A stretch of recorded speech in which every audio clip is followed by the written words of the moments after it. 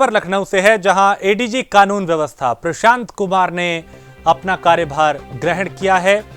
हाल ही में उन्हें ये जिम्मेदारी दी गई थी जब करीब 10 आईपीएस अफसरों के तबादले किए गए थे। कुछ को नई जिम्मेदारी दी गई, उसमें प्रशांत कुमार का नाम भी शामिल था, जिन्हें एडीजी कानून व्यवस्था बनाया गया है।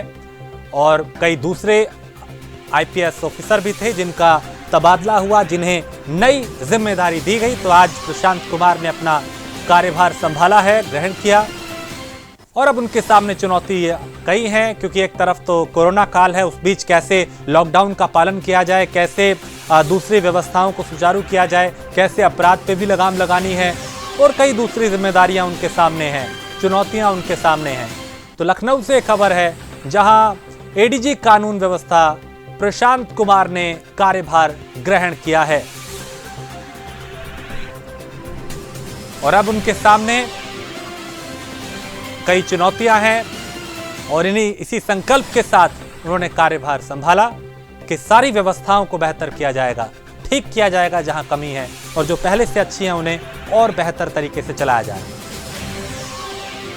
लखनऊ से खबर, जहां एडीजी कानून व्यवस्था प्रशांत कुमार ने कार्यभार ग्रहण किया है। आशीष हमारे साथ लखनऊ से। आशीष, एडीजी के सामने क्या चुनौती होगी मौजूदा वक्त में उन्होंने कार्यभार संभाला है? देखिए, हम बता दूं कि किस तरीके से एडीजी एलओ प्रशांत कुमार ने अपना कार्यभार ग्रहण कर लिया है। आज सिग्नेचर बिल्डिंग में एडीजी एलओ प्रशांत कुमार ने अपना कार्यभार ग्रहण किया है और उसके साथ डीजीपी से मुलाकात की है। डीजीपी से मुलाकात अभी प्रशांत कुमार की चल रही है। प्रशांत कुमार डीजीपी से मुलाकात करने के बाद मीडिया से मुखातिब होंगे, क्योंकि प्रशांत कुमार के सामने एक कई अहम चुनौतियां हैं कानून व्यवस्था को लेकर के। अगर देखा जाए तो एक अहम मुद्दा है जो कानून व्यवस्था का है, चाहे वो विपक्ष की सरकार हो, वो भी हमेशा मौजूदा सरकार को घेरती दिखाई दी है कानून व्यवस्था को लेकर के। हालांकि प्रशांत कुमार की जब बात की जाए तो मेरठ में करीब 3 साल जिस तरीके से उन्होंने कानून व्यवस्था संभाल रखी थी, तो जाहिर सी बात है अब उत्तर प्रदेश के डीजी बने हैं, तो कहीं ना कहीं अब इनके सामने भी एक अहम चुनौती रहेगी कानून व्यवस्था की। इसके अलावा चूंकि लॉकडाउन भी है, पुलिस कर्मियों की भी कई समस्याएं हैं, कोई चुनौतियां हैं उनके सामने, कई संकट हैं। इस बीच एक लॉकडाउन, दूसरा कानून व्यवस्था को बेहतर करना, ये दोनों इस वक्त उनके सामने चुनौतियां नजर आती हैं।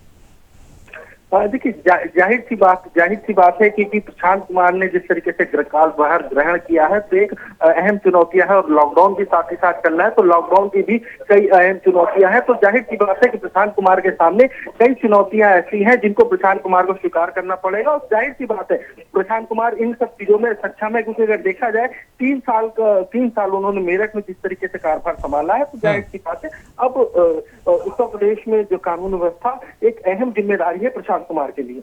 चलिए, बहुत शुक्रिया आशीष जानकारी के लिए। तो प्रशांत कुमार को यूपी का नया एडीजी लॉ एंड ऑर्डर बनाया गया है।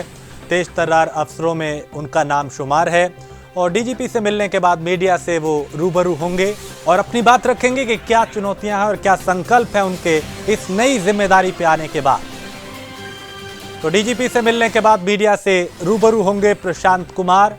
डीजीपी से मिलने के बाद वो अपनी बात मीडिया के सामने रखेंगे कि क्या उनके सामने नई चुनौती है, क्या जिम्मेदारी है, कैसे उसे निभाने के लिए वो क्या क्या संकल्प लेते हैं और क्या रणनीति अपनाते हैं।